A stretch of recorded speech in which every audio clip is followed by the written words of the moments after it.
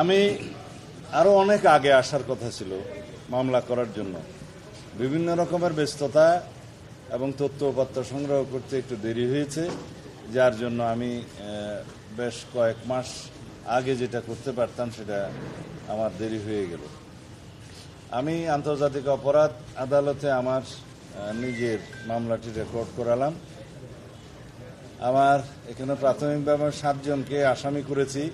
শেখ হাসিনা সহ স্বরাষ্ট্রমন্ত্রী তৎকালীন সহ আরও যারা র্যাবের এবং পুলিশের যারা জড়িত ছিল তাদের সবাইকে এখানে আসামি করা হয়েছে।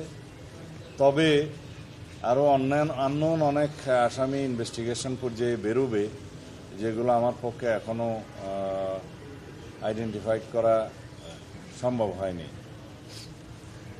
শুধু আমি আমার মামলার কথা বলবো না, বাংলাদেশের গত ফ্যাসিস্ট রেজিমে, শেখ হাসিনার অবৈধ ফ্যাসিস্ট রেজিমে যারা এনফোর্স ডিসঅ্যাপিয়ারেন্সের শিকার হয়েছেন আমার মতো, যারা জুডিশিয়াল কিলিংয়ের শিকার হয়েছেন, যারা পুলিশি নির্যাতনে মৃত্যুবরণ করেছে, যারা বিভিন্নভাবে আওয়ামী দলীয় সন্ত্রাসীদের দ্বারা নির্যাতিত হয়ে মৃত্যুবরণ করেছে অথবা পঙ্গুত্ব বরণ করেছে, বিভিন্নভাবে মানবতা বিরোধী অপরাধ সংঘটিত হয়েছে। এই সমস্ত কিছুই আন্তর্জাতিক অপরাধ ট্রাইব্যুনালে যাতে মামলা হয়, যারা ভুক্তভোগী তারা যাতে মামলা করেন সেজন্য আহ্বান জানাচ্ছি। আর আন্তর্জাতিক অপরাধ ট্রাইব্যুনালের কার্যক্রম যাতে সুচারুরূপে সম্পন্ন হয় সেজন্য সরকারকে আহ্বান করব যাতে লজিস্টিক সাপোর্ট, ইনভেস্টিগেশন টিম বাড়ানো, প্রসিকিউশন টিম বাড়ানো সহ যত রকমের সহায়তা প্রয়োজন সরকার যেন করে। আমাদের পক্ষ থেকে আমরা যতটুকু সহায়তা আমাদের জন্য আমাদের ক্ষেত্রে প্রযোজ্য তা আমরা সহায়তা করব।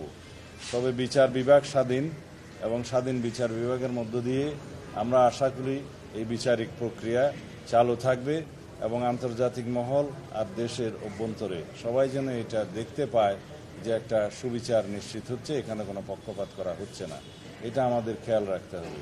যেভাবে ওপেন কোর্ট ট্রায়ালটা মানুষ সরাসরি দেখতে পাচ্ছে, এটা আমাদের দেশের জন্য একটা নজির স্থাপন করেছে। আশা করি এখন উন্মুক্ত আদালতের বিচার কার্যক্রম যদি সর্বসাধারণ দেখতে পারে তাহলে সেখানে সুবিচার নিশ্চিত হবে ইনশাআল্লাহ। এই কার্যক্রম যেন আমরা সর্বক্ষেত্রে প্রচলন করতে পারি সেটার জন্য প্রচেষ্টা নেওয়া হবে। For more updates, follow us on Facebook, subscribe our YouTube channel, get the latest update on www.daily-sun.com.